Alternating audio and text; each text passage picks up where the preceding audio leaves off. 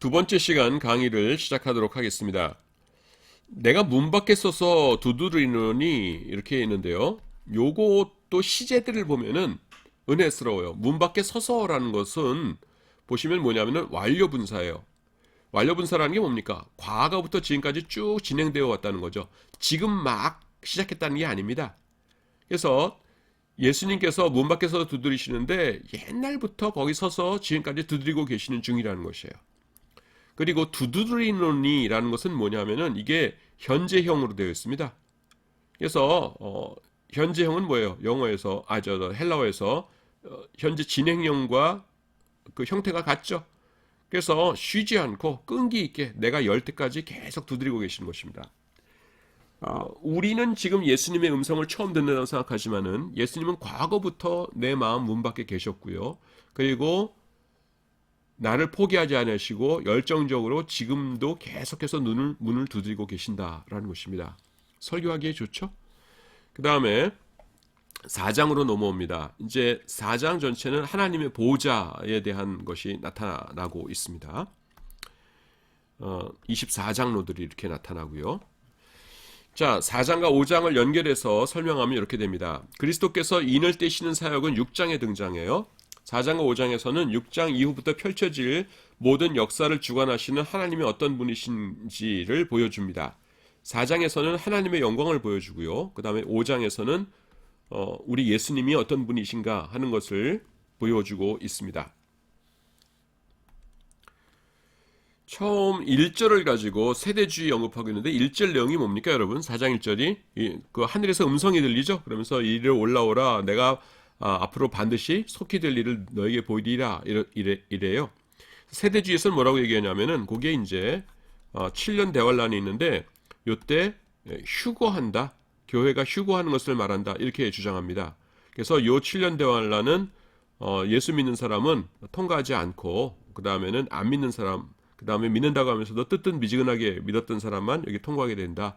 이렇게 주장을 합니다. 근데 이런 주장에 두 가지 난점이 있어요. 하나는 뭐냐면은 예수 믿는 사람이 환란을 통하지 않는다는 것이 이게 성경적인가? 성경에 보시면은 신실할수록 오히려 더 이렇게 환란을 당하고 그런 것이 얼마든지 있거든요. 의인이기 때문에 환란을 당하는. 근데 마지막 환란은 질이 다르다. 통과 안 한다. 성경적인 근거가 있는가 하는 것이고요. 그 다음에 두 번째는 아주 직접적인 반론인데 뭐냐면은 여기서 이제 휴거한다 이렇게 얘기하는데 요 1절에 휴거라는 단어가 안 나와요. 이 휴거라는 단어가 안 나오는데 여기서 1절 내용은 뭡니까? 순전히 개인적인 것이죠. 요한에게 이리로 올라오라 그러는 건데 요한이 하늘로 올라온 것이 말세에 7년 대환란 직전에 교회 전체가 휴거하는 것이다. 이렇게 주장을 하시는데 근거가 대단히 희박합니다. 그 다음에 무지개는 뭡니까? 그 하나님의 언약에 신실하신 것을 말씀하죠. 창세기 9장 13절 보시면은 노아에게 하신 약속이죠. 내가 내 무지개를 구름 속에 두었나니 하면서 언약의 증거니라 그러세요. 그래서 하나님의 보호자 주위에 무지개가 있었다는 것은 하나님께서 그 언약을 기억하시고 그 언약에 충실하신 분이시구나 하는 것을 보여주고 있습니다. 그 다음에 그 보좌 앞에 있는 그 24장로들이 이렇게 나와요. 그래서 가장 보편적인 견해가 그냥 가장 강력한 견해인데요. 뭐냐면은 24라는 게 뭡니까? 12 더하기 12죠. 그래서 요 12는 뭐냐면은 구약의 12지파, 요 12는 신약의 12사도. 그래서 구약과 신약의 모든 성도들을 그러니까 다시 말해서 구약과 신약의 모든 교회를 대표하는 이들이 요 24장로다. 이렇게 봅니다. 그래서 그 분들이 24장로라는 분들이 특별한 분들이라서 거기 있는 것이 아니라 신약과 구약의 모든 그 성도들의 대표자로서 그곳에 있다. 이렇게 보는 것입니다. 그 다음에 그 보좌 앞에 뭐가 있어요? 유리바다가 있죠. 유리바다에 대해서는 이제 세 가지가 있는데 요 세 가지는 우리가 택할 것이 아니라 그냥 그것이 같이 있을 수 있어요. 첫 번째는 뭐냐면은 하나님의 위엄입니다. 그 그 하나님이 계신 곳과 그 다음에 인간이 있는 곳 사이에 이 바다가 있다는 것이에요. 그래서 나누어지죠. 하나님의 위엄이 있고, 근데 그것이 유리로 된 바다예요. 그래서 그것이 순수하고 영롱하고 이런 모습을 보여주니까 이것을 보면서 하나님이 이렇게 순수하시고 영원하시고 그 평강의 하나님이시고 하는 것을 하나님의 속성을 유리바다가 보여준다라는 것입니다. 그래서 인간 측에서 하나님을 봤을 적에 이 유리바다라는 것이 하나님의 속성을 우리가 이렇게 추측할 수 있도록 이렇게 해준 역할이라는 것이고, 두 번째는 뭐냐면은 하나님께서 이쪽을 보실 적에, 우리 쪽을 보실 적에 앞에 바다가 있긴 한데 유리바다예요. 유리의 특성이 뭡니까? 투명한 거죠. 그래서 하나님께서는 이 세상에서 발생하는 모든 것에 대해 하나님께서 전지하시다, 모든 것을 아신다라는 것이고요. 그 다음에는 유리라는 의미는 뭐 그렇게 중요하지 않고 바다가 중요하다 해가지고서는 사람이 하나님 계신 곳에 가려면 바다를 건너야 된다. 이건 뭐냐면 출애굽이라는 거죠. 출애굽에서 이 애굽에서 종살이 하다가 그 다음에는 가나안, 하나님이 약속하신 복지에 가려면 어떻게 해요? 바다를 건너야 되었죠. 홍해바다. 그래서 지금 하나님 계신 천국 가기 위해서는 바다를 건너야 된다. 이것은 하나님의 은혜로 이루어진 일이다. 가지고서는 유리 바다에 대해서는 이렇게 우리가 하나님 볼 때에 하나님의 위엄을 볼 수 있고, 그 다음에는 하나님 편에서는 모든 것을 보실 수 있다. 유리는 투명하기 때문에, 그 다음에 바다이기 때문에 그것은 출애굽을 우리에게 연상시킨다라는 그런 세 가지 해석이 있습니다. 저는 뭐 셋 다 맞다고 봐요. 그 다음에 네 짐승이 있는데 네 생물들, 요 생물들하고 네 복음서를 연결시키는 거 많이 있어요. 그래서 사자는 요한복음, 뭐 송아지는 뭐 이랬는데 지금 읽지 않습니다. 뭐냐면은 그냥 달라요. 그래서 이를테면 뭐 요한복음은 독수리복음이다 그러는데 그 뭐 해석에 따라서 다릅니다. 성경에서 명확하지 않은 것은 우리가 그냥 추측이니까 그냥 자유롭게 해석하면 됩니다. 그다음에 주의 뜻대로라고 되어 있는데 여기서 디아가 나와요. 디아 플러스 목적격 하면 뭐예요? 이유거든요. 그래서 정확한 해석은 당신의 뜻 때문에 이렇게 된 겁니다. 그래서 만물이 존재하게 된 이유가 뭐냐면은 하나님의 뜻 때문에 존재하게 된다. 뜻대로라고 하면 좀 약한데 헬라어로 하니까 디아 플러스 목적격이죠. 그래서 당신의 셀레마 뜻 때문에 존재하게 되었다. 이렇게 됩니다. 그다음에 5장 가도록 하겠습니다. 7인으로 봉한 책이 이렇게 나오죠. 그래서 요거는 좀 재밌는 것인데요. 굉장히 이제 14절까지 있는데 7인으로 봉한 두루마리가 있어요. 요거가 이게 무슨 말이냐면은 옛날에는 서양에서는 편지를 이렇게 쓰면은 이렇게 돌돌 말아가지고 그 다음에 여기다가 C를 이렇게 했죠. 이렇게 됐겠죠. 그러니까 C를 이렇게 딱 붙이면은 C라는 게 뭐예요? 밀랍 같은 거잖아요. 한번 딱 떼고 나면 다시 붙일 수가 없거든요. 그 다음에 여기다가 자기 인장 반지로 여기다 꾹 이렇게 뭐 이렇게 찍어요. 그러면은 이 사람이 보낸 편지구나 하는 걸 알 수가 있고 연 거죠. 근데 C이 몇 개라는 거예요? 7개로 봉했다는 겁니다. 그러니까 아주 단단하게 봉했다는 것이죠. 그래서 이 C를 하나를 뗄 때마다 지금 무슨 색 말이 나타나고 무슨 색 말이 나타나고 하면서 역사가 이렇게 쭉 진행되죠. 그 다음에 요게 뭐냐면은 안팎으로 썼다 이렇게 나와요. 여기도 쓰고 그 다음에 여기도 쓰고 빽빽하게 내용이 기록되어 있어요. 근데 이 C를 떼야 되는데 보니까 지금 제가 5장에 있는 걸 요약해서 말씀드립니다. 천지사방 아무리 봐도 이 C를 뗄 자가 없어요. 그래서 요한이 어땠다고요? 엉엉 울었어요. 그러니까 천사가 나타나가지고는 걱정하지 말아라. 다윗의 사자가 이거를 뗄 것이다. 라고 하고 어린 양의 모습을 하신 예수님께서 오셔가지고서는 이 두루마리를 받으시고 그 다음에는 하나씩 6장에서 이제 하나씩 떼실 때마다 역사가 진행되죠. 그래서 지금 학자들 사이에 제일 논쟁이 되는 게 뭐냐면은 요 안에 적혀 있는 내용이 도대체 뭐냐라는 것입니다. 그래서 이제 우리나라의 어떤 유명한 목사님은 이것이 땅 문서다 그러시는 분도 있어요. 땅 문서. 그래서 지상에 대한 땅 문서인데 사탄에게 그것이 넘어갔다가 이제 다시 하나님께로 와야 돼서 이제 이걸 떼는 것은 그 지상에 대한 소유권이 하나님께로 다시 넘어오게 됨을 뜻한다. 뭐 이렇게 해석해 놓으셨던데 제가 볼 적에는 그 이후에 이루어질 역사입니다. 여러분, 인간의 역사가 이렇게 쭉 있고요. 그 다음에 제일 마지막에 영원한 천국과 지옥으로 나뉘죠. 지금 뭐냐면 말세기 때문에 여기쯤이거든요. 여기쯤 역사가 흐르다가. 그런데 여러분, 인류의 역사가 정의로워요? 정의롭지 않아요? 정의롭지 않아요. 예, 물론 부분적으로는 조금씩 있지만은 거대하게 이렇게 보면은 결코 정의롭다고 볼 수가 없습니다. 스탈린 같은 사람들 문자적으로 몇백만 명, 몇천만 명, 어떤 사람 몇천만 명을 죽였다고 하거든요. 근데 그 사람 뭐 이렇게 평안하게 잘 죽었어요. 우리 북한의 김일성이도 얼마나 나쁜 일 많이 했어요. 근데 지금 평안하게 그냥 자기 명대로 살다가 잘 죽었잖아요.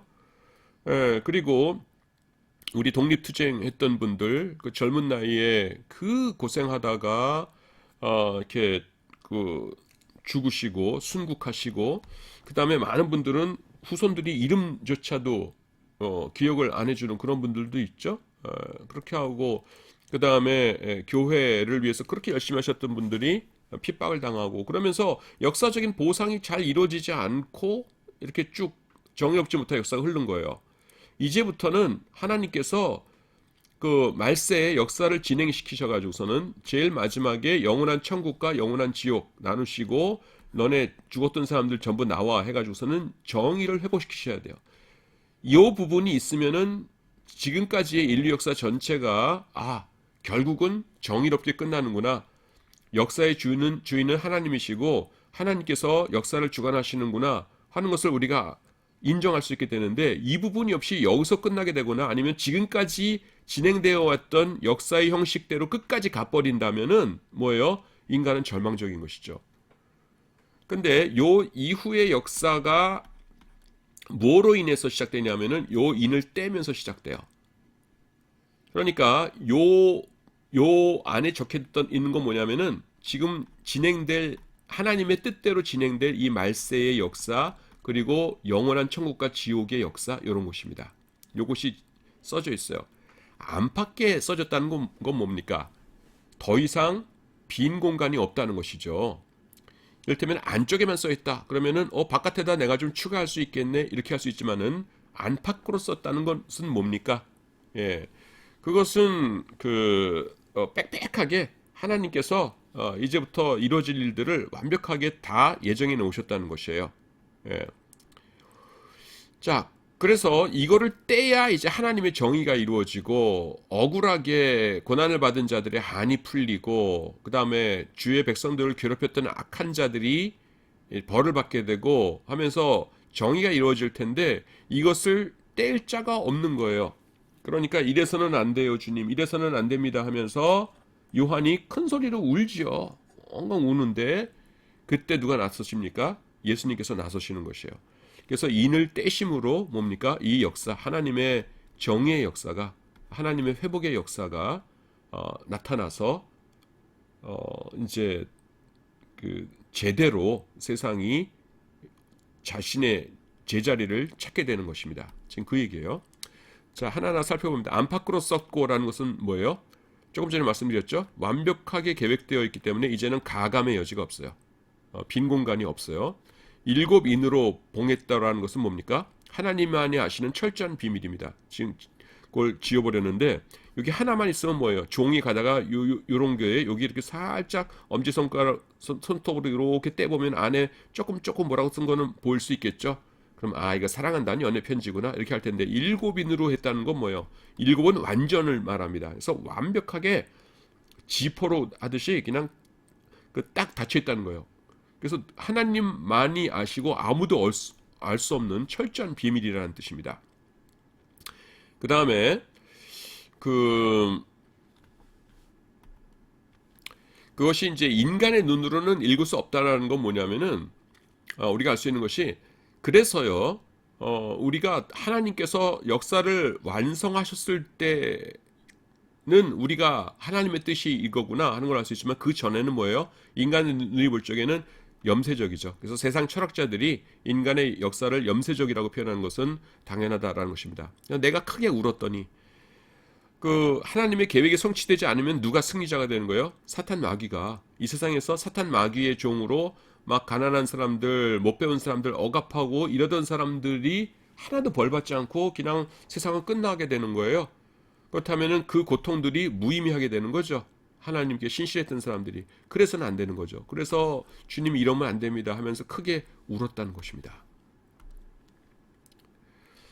그래서 봤더니만은 유다 지파의 사자 이렇게 나오는데요. 예수님을 말하죠. 사자가 라이언입니다. 메신저가 아니고요.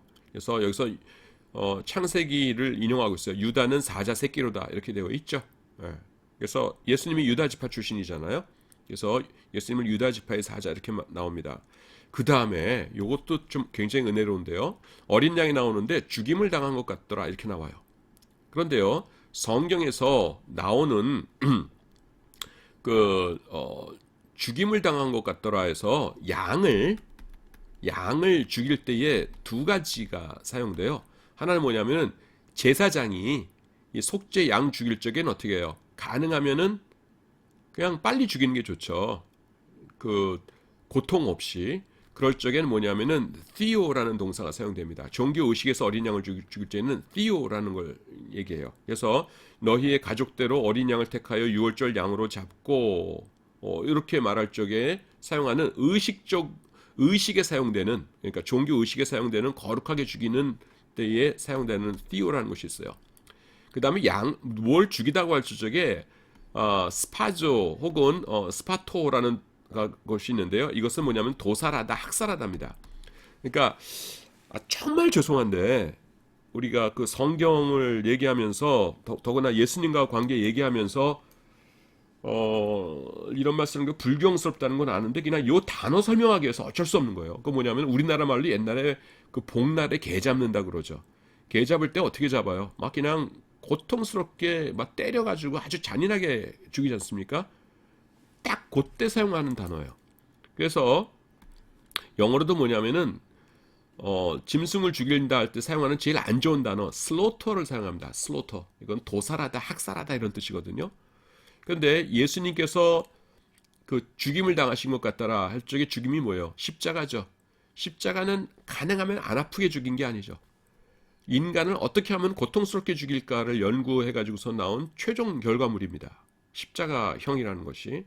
그래서 죽임을 당한 것도가 뭐예요? 스파토입니다.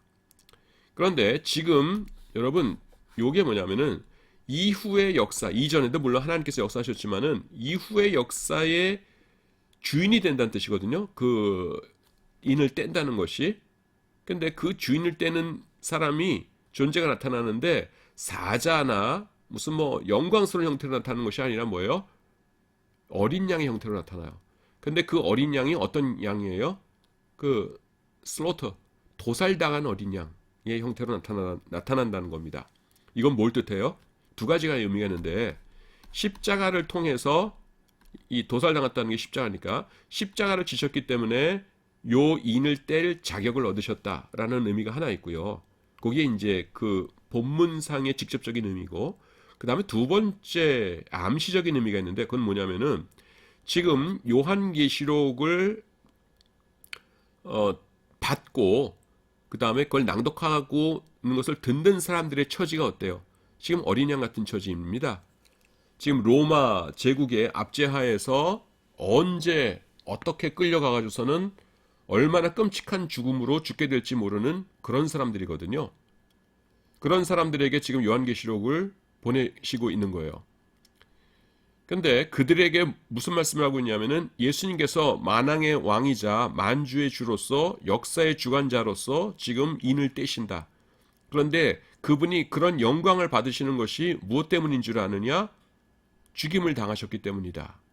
너희도 마찬가지이다. 지금 하나님의 뜻대로 이와 같이 엄청난 고통을 당하고 있는데 너희들이 당하는 그 고통 때문에 너희들은 하나님 앞에서 큰 영광을 얻게 될 것이다 라고 그 초대교회 성도들을 지금 위로하고 계시는 겁니다. 그래서 어린 양과 메시아가 있는데요. 이 어린 양과 메시아라는 것은 뭐냐 하면은 요한계시록의 특수성을 지금 보여주고 있습니다. 유대인들은 메시아를 어린 양이라고 부른 적이 없어요. 그 중간기 시대도 마찬가지고 구약에도 마찬가지고. 그래서 유대인들의 메시아관은 뭐였냐면은 제가 이거 중요한 거기 때문에 뭐 설명드린 거지만 다시 한번 설명드립니다. 유대인으로 태어나요. 난지 8일 만에 할례를 받고. 이거 강의하니까 그럼 여성들은 어떻게 합니까? 그러는데 여성들은 그냥 이 유대인 남자와 같은 가족이면은 그냥 유대인인 거예요. 그 남편, 아버지, 그 다음에 아들과 운명을 같이 합니다. 이거는 여성분들 들으시면 가슴 아픈 얘기인데, 유대인들 여성은요, 세 남자를 섬겼다, 이렇게 이야기를 합니다. 그래서 어렸을 적에는 아버지를 섬기고요. 아버지의 명령 아래에 있다, 이렇게 해야 되나? 그렇게 하고, 두 번째는 이제 남편의 명령 아래에 있고, 세 번째는 아들의 보호 아래에 있다, 이렇게 했어요. 그래서 유대인들 여자들은, 그러니까 철저하게 그 세 종류의 남자들의 운명에 따라가는 것으로 이렇게 생각했었습니다. 근데 뭐 유대인뿐만 아니라 옛날에 조선 시대도 그랬죠. 어렸을 적에는 아버지, 결혼해서는 남편, 그다음에 늙어서는 아들, 이렇게 됐었죠. 그 하늘나라의 백성으로 태어나요. 그다음에 죄를 지으면은 여기서 끊어지죠. 죄를 지은 상태로 가만히 있으면 지옥 가는 것이에요. 근데 그것을 회복할 수 있는 길이 있죠. 속죄 제사 드리면은 죄 용서함 받고 다시 하나님의 지위를 회복합니다. 그래서 지금은 예를 들어서 하나만 했지만 이게 뭐 평생 뭐 수천 번 이런 게 있겠죠. 그 다음에 이제 잘 속죄 제사 드리면서 있다가 늙어서 죽으면은 천국 가는 것이에요. 그래서 유대인들에게는요, 메시아의 역할이라는 것이 이 죄하고는 아무 상관없어요. 죄는 그냥 속죄 제사하면 되는 겁니다. 여러분 그 E.P. 샌더스 아시나 모르겠는데 E.P. 샌더스의 카비넌틀 너미즘이라는 것이 있어요. 그래서 언약적 신율주의라고 보통 번역을 하는데 이분에 따르자면은 요거가 끝입니다. 그러니까 바로 이렇기 때문에 유대인들에게는 따로 예수님이 필요하지 않다. 구약 시대에는 이렇게 종교 개혁자들이 주장하듯이 율법 완벽하게 지키지 못하면은 지옥 갈까봐 바들바들 떨면서 살았던 그런 시대가 결코 아니었고, 구약 시대의 성도들은 자신들이 천국 갈 걸 확신하면서 이 언약 속에서 안심하면서 살았다. 그래서 카비넌털 너미즘, 율법을 지키긴 지켰지만은 그것은 구원의 방편이 아니라 그냥 구원을 유지하기 위한 방편이었다. 그래서 이 E.P. 샌더스가 만든 용어가 뭐냐면은 staying in과 그 다음에 getting in이죠. getting in. 그러니까 옛날 종교개혁자들은 그 하나님의 백성 안에 들어가기 위해서 열심히 율법을 지켰다고 했는데 그것이 아니라, 그건 아니고 그냥 원래 하나님의 백성으로서 위치를 차지하고 있고 다만 거기 머물기 위해서 노력했을 뿐이다, 이렇게 주장을 하죠, E.P. 샌더스가. 그래서 이분을 따르는 분이 그 J.A.T. 로빈슨, 그 다음에 제임스 던, 그 다음에 여러분들이 책 많이 읽으시는 톰 라이트 이런 분들이 이제 이런 견해를 따릅니다. 근데 성경적이지 않아요. 뭐냐면은 제가 이분의 의견에서는 받아들이는 것이고 안 받아들이는 것이죠. 받아들이는 건 뭐냐면은 구약시대의 성도들이 안심하면서 살았다, 이렇게 바들바들 떨면서 나도 getting in, 하나님의 백성 되고 싶어 해가지고서는 율법 지킴으로 하나님의 백성이 되기 위해서 바들바들 떨면서 산 건 아니고 그냥 하나님의 백성이라는 그 만족감을 가지고서는 살았다. 이거는 받아들여요. 저는 받아들이는데 그 근거가 뭐냐 하면은 속죄 제사가 그 자체로서 효력이 있었기 때문이다. 그거는 못 받아들여요. 저는 아닙니다. 제가 요번 학기 들어서 여러 번 설명했듯이 십자가 때문에 이 사람들도 구원받은 것이에요. 그 소급 적용되어서. 그래서 십자가가 필요 없이 유대인들에게는 양이나 염소나 소로 드리는 속죄제사 자체가 죄를 용서할 수 있는 것이 있었느냐? 그거는 히브리서 10장과 정면 충돌하죠.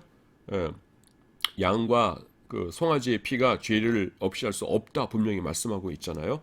그건 아닙니다. 그래서 유대인들은 그러면 메시아는 뭐냐?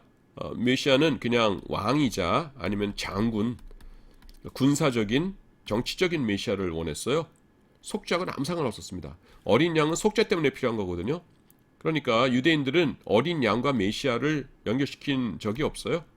그래서 요한계시록에서 메시아이신데 어린 양이시다. 더구나 그분은 죽임당한 학살당한 어린 양이시다. 그러면은 기독교인들은 알아듣지만은 유대인들은 그러니까 벙찌는 거죠. 그게 무슨 소리야? 이렇게 되는 거죠. 예, 그거를 좀 지금 짧게 설명해 놨습니다. 그 다음에 이 절에서 분사들이 남성으로 나타나는 경우가 많다는 게 무슨 말이냐면은 예수님은 남성이시죠. 예. 그래서 그 성경에 헬라어에서 문법성과 그 다음에는 실제 성이 있는데 성이 남성 여성 그런 거예요. 이거는 남성이에요. 예수님이시니까. 근데 요한계시록에서 사용된 헬라어 단어가 뭐냐면 아르니온입니다. 아르니온. 온으로 끝났으니까 게 뭐예요? 토 아르니온 중성이에요. 그래서 분사가 뭐가 사용돼야 돼요? 그 중성 분사가 사용되는데 이거를 쓸 때 사람들이 알죠. 지금 예수님을 어린 양이라고 표현했지만은 사실은 예수님을 뜻한다는 것 알죠. 그러니까 분사를 쓸 때 뭘 써요? 자꾸 남성 분사를 사용합니다. 근데 헬라어에서는 문법성을 따라야 되거든요. 그래서 중성 분사 쓰는 것이 많아요. 맞아요. 근데 자꾸 남성 분사를 씁니다. 그래서 우리가 요한계시록 본문이 이렇게 있잖아요. 본문이 이렇게 쓰면은 남성을 썼으면은 이건 후대구나 이렇게 생각합니다. 조작을 해서 바꿨고 그 다음에 중성을 썼구나 그러면 이게 오리지널이다 이렇게 봅니다. 근데 아무리 오리지널 옛날 거로 봐도 그래도 남성이 섞여 있어요. 요한계시록에서는. 왜냐하면은 중성은 짐승에 대해서 사용하는 건데 예수님을 아무리 아르니온 짐승이라고 했지만은 머릿속에는 남성이라는 걸 알잖아요. 그러니까 쓸 때 그 중성 분사가 잘 안 나왔겠죠. 그래서 요한계시록의 독특한 특성입니다. 그 다음에 요 아르니온은요. 요한복음 1장 29절 36절에 사용된 암노스보다 지소형이에요. 지소형이라는 게 뭡니까? 조그만 거를 말하는 거거든요. 암노스는 어디 나오냐면은 여기 보시면은 보라 세상 죄를 지고 가는 하나님의 어린 양이로다. 그럴 때 암노스가 사용됐는데요. 요한계시록에는 계속해서 아르니온입니다. 28번 등장하고요. 그 중에서 27번이 예수님께 대해서 사용되고 한 번은 적그리스도에 대해서 사용되는데 이 전체가 다 아르니온이 사용돼요. 그래서 왜 아르니온이 사용되냐 하면은 그 예수님의 겸손하심과 온유하심과 희생, 사랑 이런 것을 뜻할 것입니다. 또 뭐라고 했어요? 제가 조금 전에 말씀드렸죠. 그 예수님께서 그렇게 낮아지셨기 때문에 요한계시록에서 보여주는 것 같은 그런 영광을 누리신다라는 것을 이렇게 대조적으로 더 뚜렷하게 보여주기 위해서이고 두 번째는 뭐예요? 지금 요한계시록을 그 받아서 읽고 있는 성도들의 처지가 어린 양과 같은 것이죠.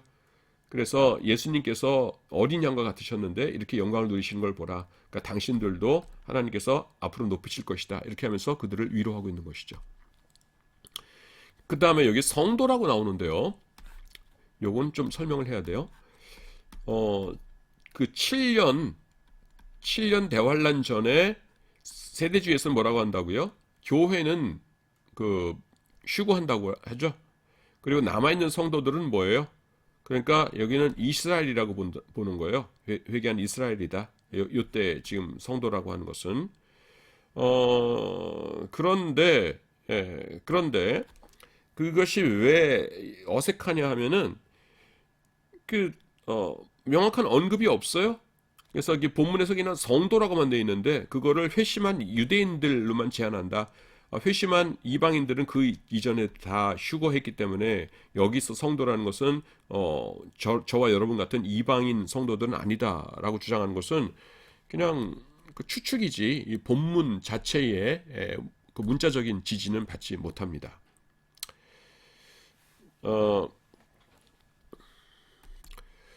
그래서 이 7년 대환란 기간에도 그 이방인들, 그러니까 신약의 성도들이 있다는 것을 알 수 있는 제일 명확한 것이 뭐냐면은, 여러분 여기 그 18장 20절에 보시면은요, 성도들과 사도들과 선지자들 이렇게 나와요. 근데 이 사도들이라는 것은 구약하고는 아무 상관없습니다. 그렇죠? 구약에는 사도들이라는 존재가 없었어요. 그래서 지금 남아있는 자들이 뭐예요? 요 신약의 성도들을 뜻한다라는 것입니다. 그래서 어떤 분들은 또 그 요 영지주의가 아니라 그 세대주의에 속하는 분들은 뭐냐면은, 요 사도들 나오는 것은 뭐냐면은, 가끔 가다가 신약의 성도들처럼 7년 대환란 기간에 어떤 사람들 지칭하는 것은, 그 중간에 이제 하나님 잘 믿었던 사람들은 휴거하고, 그다음 그냥 그저 그렇게 믿었던 사람들은 환란을 통과하다가 엄청나게 잘 믿어가지고서는 이제 신앙이 좋아진 사람들이라고 그랬는데, 그래도 사도들은 너무하죠. 사도들이라는 표현은 좀 이상하고, 하여튼 자기들이 이렇게 쥐어짜가지고선 해석을 한다는 듯한 그런 느낌을 봅니다. 그 다음에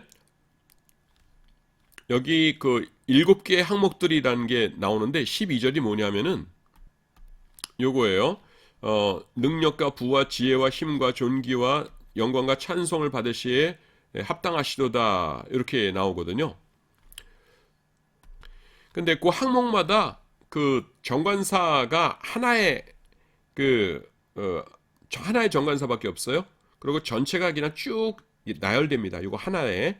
그건 뭐냐면 전체가 한 묶음이라는 것이죠. 그래서 그것은 그리스도께 속한 독특한 항목들이다라는 것을 나옵니다.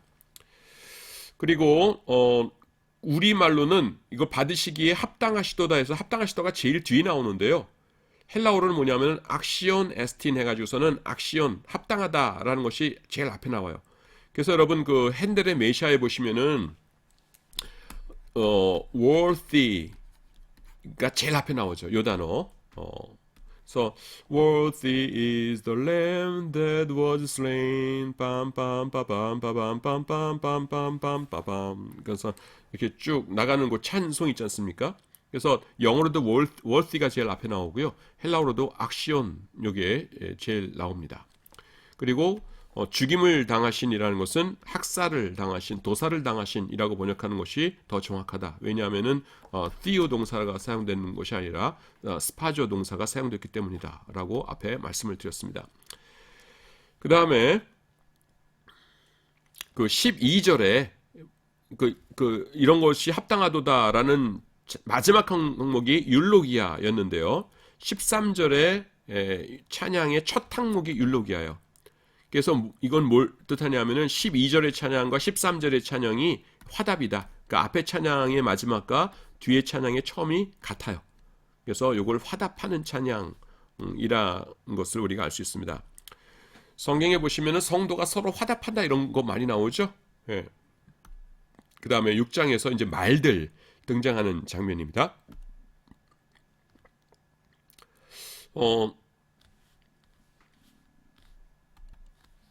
계속 말들이 이어지고 있습니다.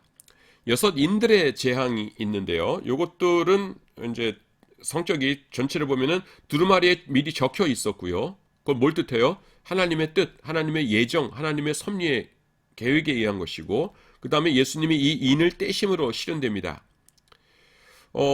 예수님의 이 자격은 뭐 때문에 주어졌어요? 십자가가 있었기 때문에 가능한 일이죠. 그래서 이 세상에 임금의 불법적인 통치가 계속되고 있었는데, 이제 예수님께서 자격을 얻으셔서 인을 떼심으로 뭐예요? 하나님의 공의, 하나님의 정의가 역사 속에서 실현되는 것입니다. 그거를 요한복음 12장 31절엔 뭐라고 말씀하세요? 이 세상의 심판이 이제 이르렀으니 이 세상 임금이 쫓겨나리라, 이렇게 말씀하고 있죠. 그 다음에 첫 번째 말이 뭐냐면은, 요게 좀 논쟁이 굉장히 많은데요. 흰 말을 탄 자가 나와요. 그런데 요 색깔이 이상한 겁니다. 그 뭐냐면은 이 첫 번째 흰 말이 나오고, 그 다음에는 뭐 청황색 말, 붉은 말, 검은 말 해가지고 나오는데 전부 다 재앙이고 악한 것들이거든요. 근데 흰 말은 나와서 하는 말이 뭐냐면 이기고 또 이기려고 하더라, 이렇게 나와요. 흰 말이. 그래서 해석이 둘로 나눠지는데 그 다음에 나오는 말들 전부 나쁜 거 아니냐. 전쟁이 있고 뭐 그다음에 그 흉년이 들고 뭐 이런 것 아니냐. 그러니까 흰말도 나쁜 걸 뜻한다. 이렇게 주장을 하는데 다른 분들은 뭐라고 주장을 하냐면은 성경은 성경으로 풀어야 되는 것도 아니냐. 근데 성경에서요. 흰색이 나쁜 뜻으로 사용된 경우가 없어요. 그러니까 예수님께서 이 변화산에서 변하실 때도 뭐 흰색이 뭐 검은색으로 변했다 이런 것이 아니라 세상에서 세탁하는 자가 그렇게 할 수 없을 정도로 빛나는 흰색이 되었다 이렇게 말씀하고 있고 흰색 하면 하여튼 어떤 선한 거를 상징해요. 그래서 요 경우는 어떻게 보냐면은 재앙을 내리시는데 제일 처음엔 일단 회개할 기회를 주신다. 그래서 그 복음을 전하게 하신다. 그래서 흰색 말이라는 것은 좋은 것, 하나님의 어떤 것을 뜻하는 것이다. 그리고 이기려고 하더라라는 표현도 하나님께서 이렇게 복음을 잘 전하려고 하시는 그런 걸 뜻한다라는 것입니다. 그래서 요걸 뭐 둘 중에 뭐가 옳은지는 모르겠어요. 그 학자들마다 팽팽합니다. 물론 이제 저는 어떻게 생각하고 있고 이런 것이 있는데 요한계시록에 대해서는 강의할 때 내 생각을 말씀드리기가 굉장히 조심스러워요. 왜냐하면은 뭐 좀 잘못 말하면 하도 이렇게 그건 아니거든요 하는 분들이 많아가지고 내가 이걸 이렇게 쭉 해석하면서 나는 요겁니다 그러면은 아마 틀림없이 문자로 뭐 우리 목사님은 안 그랬는데 이러면서 막 뭐 질문들이 쏟아질 것 같아요. 그래서 그냥 저는 가능하면은 이런 것들이 있습니다라고 소개를 드리고 내가 뭐를 받아들이는가 하는 것은 이렇게 정신 차려서 강의를 듣다 보면 어느 정도는 조금씩은 이제 티가 날 거예요.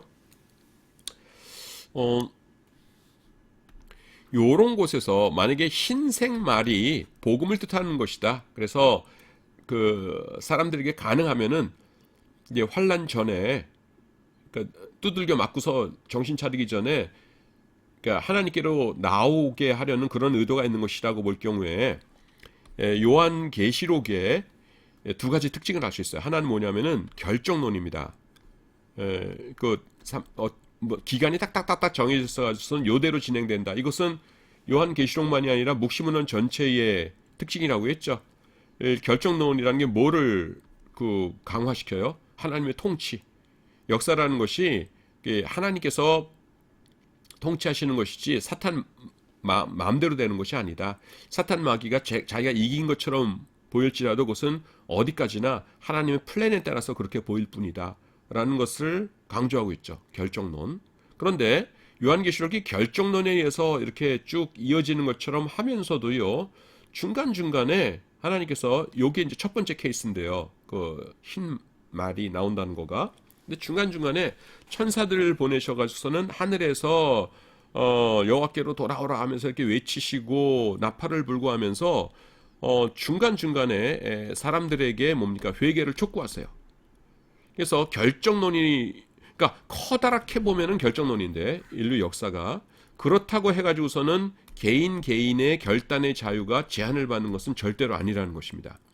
그래서 우리가 어떤 시대에 태어나서 어떤 상황 속에서 살고 있는가 하는 것은 개인이 결정할 수 없는 것이지만은 그 상황 속에서 내가 무엇을 결정할 것인가 하는 것은 철저하게 나의 몫이라는 것이에요. 그래서 하나님 앞에서 내가 그 시대에 태어났기 때문에 그렇게 살 수밖에 없었습니다라는 것은 핑계가 될 수 없다라는 것입니다. 자, 그 다음에는 복음으로의 해석이 있는데요. 이 첫째 인을 복음으로 해석이 있습니다.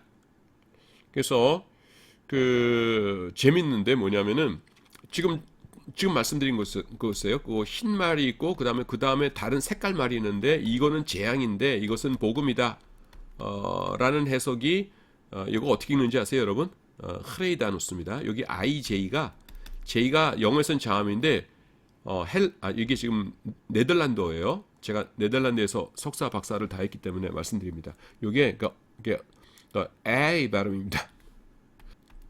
A가 아니라 A 이렇게 되는데 저도 뭐 발음 정확하게 못해요. 그래서 이게 하나가 모음이에요. J 이게 붙어서 그래서 흐레이다누스 이렇게 나갑니다. 그래서 이 사람이 이제 복음이라고 해석을 해요. 근데 여기에 대한 비판이 뭐냐면은 다른 말들은 심판인데 어떻게 첫 번째 것만 복음이냐? 이상하다. 이렇게 말하면 거기에 대한 반론이 뭐냐면은 그러면 성경에서 흰색이 나쁘게 사용된 예가 있는지 얘기해봐라. 그럼 없거든요. 그러니까 복음 맞지. 이렇게 하고. 그 다음에 우리가 좋아하는 이 박윤선 박사님. 박윤선 목사님은 뭐냐면은, 이 복음이라는 것이 믿고 있는 자들에게는 축복이지만은 멸망받을 자들에게는 복음이 심판이라라고 이렇게 설명하십니다. 탁월한 설명이세요. 이게 무슨 말이냐면은 이 사람들에 대해서 처음에 복음이 전해졌다는 것이 심판이라는 겁니다. 무슨 말이냐면은 핑계거리가 없어진다는 거예요. 하나님께서 역사에 이제 본격적으로 개입하시는 것이 첫째 인을 떼시면서부터죠. 그런데 첫째 인을 떼시면서부터 드립다 심판만 하셨다 그러면은 나중에 하나님의 그 심판하실 때 보좌에 가가지고서는 앞에 가가지고서는 처음부터 두들겨 맞기만 해가지고서는 나한테는 우리에게는 복음을 들을 기회조차 없었습니다. 이렇게 할 텐데 제일 처음 해주시는 건 뭐예요? 복음을 엄청나게 대규모로 전하게 하셨거든요. 그 다음에 이를 거부하는 자들에게 이런 심판이 나타나는 거예요. 그러니까 나중에 하나님 앞에 가가지고서는 이 사람들은 핑계할 게 있어요, 없어요? 핑계할 게 없다는 겁니다. 그러니까 처음에 복음 전하는 것이 뭐예요? 그들에게는 오히려 심판, 무서운 일이라는 것이죠. 예. 그 다음에 감람류와 포도주는 해치 말라 이러는데 여기에 대해서 해석들이 몇 가지 있습니다. 그래서 부자들은 고통을 받지 않는다 이런 해석도 있고 부자들에게는 감람류, 포도주 이런 기본적인 것들은 뭐 아무렇지도 않으니까요. 그냥 싸구려니까. 그 다음에 두 번째 해석은 뭐냐면은 일상적인 필수품이잖아요. 감람류와 포도주 일상적인 것. 그러니까 외국으로 우리나라 따지면은 그 쌀과 뭐 김치 이쯤 되겠죠. 쌀하고 김치는 건드리지 말아라. 그러면은 밥 먹고 김치 먹을 수 있으면은 최소한의 생존은 유지되는 거니까 하나님께서 그 약간의 숨통은 튀어놓으신다는 뜻이구나. 이런 뜻으로도 해석이 되고요.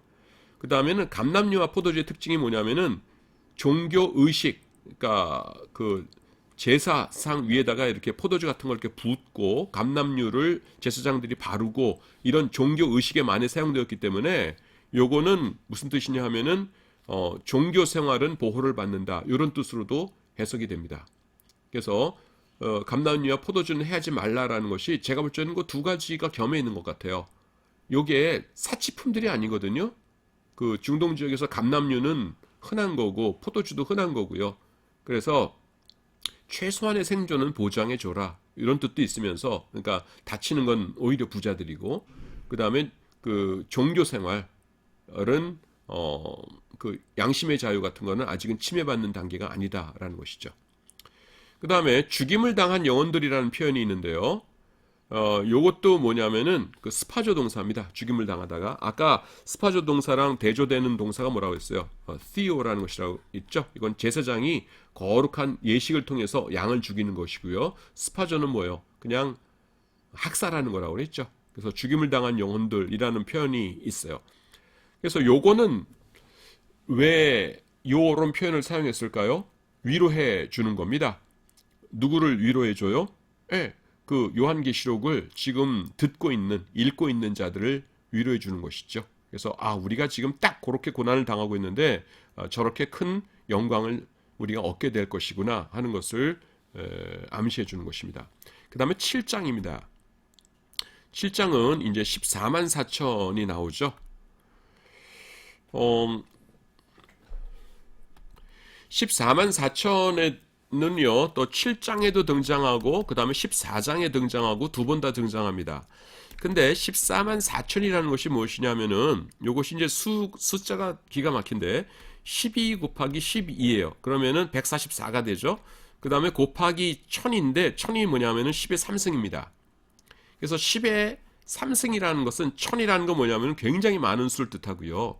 12 곱하기 12는 요한계시록에서는 이제 그거는 게마트리아라고 그러는데요. 게마트리아. 그러니까 숫자가 어떤 것을 이제 상징하는 겁니다. 그래서 12가 뭐냐면은 아까 나왔었죠. 구약의 12지파. 그다음에 12는 뭐냐면은 신약의 12사도 이렇게 이야기를 합니다. 그래서 구약과 신약의 무수한 성도들, 그래서 성도들을, 그러니까 올바른 성도들이겠죠, 당연히. 그 하나님 보시기에 합당한 올바른 성도들의 충만한 수를 뜻하는 것이 14만 4천이다. 이렇게 해석을 합니다. 그래서 여기서 근데 성경에 보시면은 요 14만 4천이라고 하면서 뭐가 나오냐면은 무슨 지파에서 1만 2천이요. 그 다음에 무슨 지파에서 1만 2천이요 하면서 구약의 지파들이 쭉 나오거든요. 그래서 이쪽 세대주의자들은 뭐라고 말하냐면은 좀 문자적으로 좀 봐라. 여기서 지금 구약의 지파 이름들이 쭉 나오는데 이게 어떻게 신약의 성도들이 되냐? 이거는 구약 사람들이지. 이렇게 주장을 해요. 그런데 그 지파 구별이 지금 안 돼요, 여러분. 그러니까 지금 유대인들 붙잡고 당신 무슨 지파요 하면은 미쳤나? 이렇게 되는 겁니다. 그 무슨 말이냐면은 자, 여러분 그 사울 왕, 그 다음에 다윗 왕, 솔로몬 왕 때까지는 하나의 왕국이었죠. 그 다음에 어떻게 됩니까? 그 르호보암 때 르호보암 북쪽에 여로보암이 왕이 되면서 열 지파 두 지파로 나뉘어졌죠. 예, 남쪽은 무슨 지파예요? 베냐민 지파하고 그 다음에 유다 지파. 나머지는 북쪽이에요. 열 지파. 그 다음에 이 사람들은 어떻게 됐어요? 722년에 BC 아수르한테 망해서 다 흩어져 버렸어요. 역사에서 이 열 지파는 사라져 버립니다. 그리고 남아있는 것이 뭐예요? 두 지파인데 이 사람들도 바벨론의 포로 갔다가 돌아오고 그 다음에는 AD 73년에 마사다 무너지면서 전 세계를 돌아다니고 해가지고서는 지금 유대인들에게 당신 무슨 지파요 하면은 그거는 거의 그 이상한 그런 질문이 되는 거예요. 그러니까 지금 요 지파대로라는 것이 문자대로 볼 수가 없어요. 근데 어떤 사람은 또 이렇게 말합니다. 지독한 그쪽 분들은 그 유대인 자신은 내가 무슨 지파인지 모르지만은 하나님은 아신다. 그래서 DNA 같은 거 딱 보시면은 너는 스불론 지파가 43%, 유다 지파가 21%, 그 다음에 아이고 이방인 피도 좀 섞였네. 슬라브족 피가 17%, 그 다음에 무슨 피가 좀 섞여가지고서는 너는 제일 많은 요 지파다. 이렇게 아신다는 거예요. 근데 여러분 그거 이해가 되십니까? 어거지죠. 그것 아닙니다. 그래서 그냥 우리들은 요거를 그냥 같은 그러니까 올바른 성도 전체를 표현하는 그런 것으로 우리들은 보통 봅니다. 그 다음에 1절에 보시면 바람이라고 나오는데요. 그건 재앙을 뜻해요. 예레미야서에서 사방 바람 이렇게 해서 재앙을 말하고요. 그 다음에 땅 네 모퉁이 해가지고서는 전 세계를 대상으로 합니다. 그래서 여기서 우리가 알 수 있는 것은 뭐냐면은 그 4는요 세상을 뜻하는 수예요. 동서남북 있잖아요. 그냥 딱 동서남북입니다. 그래서 4는 세상이고요. 그 다음에 3은 하나님을 뜻합니다. 삼일체 하나님. 그래서 3, 그 다음에 4는 그래서 땅 네 귀퉁이라는 것은 전 세계라는 것을 말합니다. 그 다음에 머리에 이마에다가 인을 치죠. 인을 치는 것은 영적 구원을 확보하는 복음 전도를 상징합니다. 그래서 에스겔서에서도 보면은 가증한 일로 말미암아 탄식하면서 우는 자의 이마에다가 표를 치라 이렇게 나오죠. 예. 그 다음에 인 맞은 사람만 그 다음에 환난을 당하죠. 그 사탄에게 인 맞은 자들은 하나님의 인을 맞지 아니한 사람들만 해하라. 그래서 인 맞지 않은 사람만 환난을 당하죠. 그래서 이게 뭐냐면은 재밌는 거가요. 사탄에게 가서 그 사탄의 인 맞은 자들은 뭡니까? 이게 사탄이 득세를 하니까 우리가 좀 편하게 지낼 수 있을까 해서 그렇게 하는데 나중엔 뭐예요? 그 사탄이 주는 환난은 피하지만 하나님이 주시는 더 큰 환난은 그들에게만 임하거든요. 그래서 아모스서에서 뭐라고 말씀합니까? 너희가 살기 위하여 의를 행하라 이렇게 말씀하시거든요. 그런 겁니다. 자, 숫자 3은 하나님을 뜻하고요. 숫자 4는 온 세상을 뜻하는 수입니다. 그래서 144는 그래서 그러니까 하나님을 뜻하는 3과 세상을 뜻하는 수 4를 곱한 것이 12고요. 그 다음에 144는 그걸 곱한 거고 1000은 10의 3승이에요. 그래서 14만 4천이라는 것은 가능하면 많은 이들을 구원하시고자 한다라는 것입니다. 지금 그래서 성경들을 이렇게 신약 3 과목에서 그래서 그 책들의 특징 이런 것은 이제 강의를 마쳤고요. 제일 마지막 책 요한계시록은 다른 책과는 달리 조금 이렇게 좀 자세하게 좀 다루다가 마쳤는데 끝까지는 못 갔네요. 예. 자, 여러분들 수업 듣느라고 한 학기 동안 고생 많으셨습니다. 건강하시기 바랍니다. 감사합니다.